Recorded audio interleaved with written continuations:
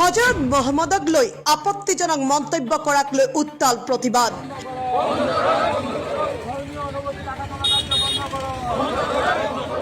অতি শীঘ্ৰে দোষীক কৰায়ত্ব কৰাৰ দাবী আমছুৰ।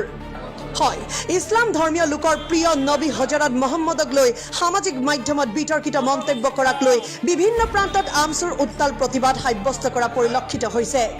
আন প্ৰান্তৰ লগতে হুজাই জিলা আমছুৱেও দবকাত সাব্যস্ত কৰে প্ৰতিবাদ। সাম্প্ৰদায়িক মন্তব্য কৰাসকলক শীঘ্ৰে গ্ৰেপ্তাৰ কৰাৰ দাবী তুলিছে আমছুৱে। ইফালে ৰাজ্যৰ ভিন্ন প্ৰান্তত এজাহাৰ দাখিল হোৱাৰ পাছতো বিতৰ্কিত মন্তব্য কৰা লোকসকলক গ্ৰেপ্তাৰ নোহোৱাত ক্ষোভিত হৈ পৰে প্ৰতিবাদকাৰীসকল আৰু এইদৰে প্ৰতিবাদী কাৰ্যসূচী হাতত লোৱা পৰিলক্ষিত হয় আমছুৰ দ্বাৰা।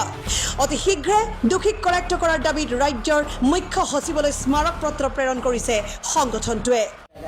ইছলাম ধৰ্মাৱলম্বী লোকসকলক টাৰ্গেট কৰি এটা চক্ৰই পৰিকল্পিতভাৱে আমাৰ প্ৰিয় নবী হজৰত মোহাম্মদ মুস্তাফা সাল্লাল্লাহু আলাইহি সাল্লামৰ ওপৰত অশ্লীল ভাষা প্ৰয়োগ কৰি তেখেতক অপমান কৰাৰ উপৰিও ইছলাম ধৰ্মাৱলম্বী লোকসকলৰ ধৰ্মীয় অনুভূতিত চূড়ান্তভাৱে আঘাত আনিছে।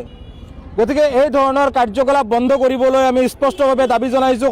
আজি আমছু কেন্দ্ৰীয় কমিটিৰ নিৰ্দেশ মৰ্মে অসমৰ প্ৰতিখন জিলা কমিটিৰ সমান্তৰালভাৱে আমি হুজাই জিলা আমছুৰ দবকা পুলিচ ফ্ৰণ্টত আজি মানৱ শৃংখল কাৰ্যসূচীৰ জৰিয়তে প্ৰতিবাদ সাব্যস্ত কৰিছোঁ। আমি আৰু এই প্ৰতিবাদ কাৰ্যসূচীৰ জৰিয়তে মেমৰেণ্ডাম স্মাৰক পত্ৰৰ জৰিয়তে আমি আমাৰ দাবীসমূহ স্পষ্টভাৱে আমি উল্লেখ কৰিছোঁ আৰু আমাৰ দাবীসমূহ যদি নামানে আগন্তুক দিনত অবিৰতভাৱে ইয়াতকৈ ভয়ানকভাৱে আমি প্ৰতিবাদী কাৰ্যসূচী হাতত ল'ম। কোনো কাৰণতে অন্যায় অত্যাচাৰ ব্যভিচাৰ কৰা কাৰ্য অসম চৰকাৰে হওক বা সাম্প্ৰদায়িক মন্তব্য কৰা দুষ্ট চক্ৰই কৰিবলৈ আমি নিদিওঁ। একদম স্পষ্টভাৱে আজিৰ এই প্ৰতিবাদী কাৰ্যসূচীৰ জৰিয়তে সকীয়াই দিছোঁ।